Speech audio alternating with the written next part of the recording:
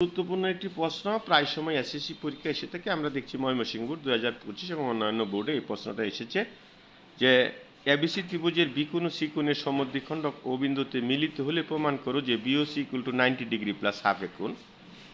তাহলে আমরা এবিসি ত্রিভুজ থেকে পাই এ কোণ প্লাস বি কোণ প্লাস সি কোণ সমান 180 ডিগ্রি, কারণ ত্রিভুজের তিন কোণের সমষ্টি 2 সমকোণ। আমরা যদি হাফ দিয়ে ভাগ দিই তাহলে এই অবস্থা দ্বারা হাফ এ কোণ হাফ বি কোণ হাফ সি কোণ 90 ডিগ্রি। তাহলে আবার আমরা বিওসি ত্রিভুজ থেকে পাই বিওসি কোণ প্লাস ওবিসি কোণ প্লাস ওসিবি কোণ সমান 180 ডিগ্রি। তাহলে বিওসি কোণ এটা ওবিসি কোণ হলো বি কোণের অর্ধেক, আর ওসিবি কোণ হলো সি কোণের অর্ধেক সমান 180 ডিগ্রি। শেষ না হওয়া পর্যন্ত ভিডিও চলবে ইনশাল্লাহ। এটা 2 নাম্বার সমীকরণ। তাহলে 2 মাইনাস 1 যদি আমরা করি তাহলে 2 নাম্বার সমীকরণটা ছিল বিওসি কোণ প্লাস হাফ বি কোণ প্লাস হাফ সি কোণ সমান 180 ডিগ্রি, আর 1 নাম্বার ছিল হাফ এ কোণ হাফ বি কোণ হাফ সি কোণ সমান 90 ডিগ্রি।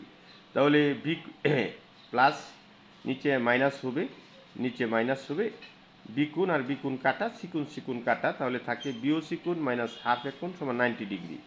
অতএব বিওসি কোণ সমান 90 ডিগ্রি প্লাস হাফ এ কোণ। ধন্যবাদ।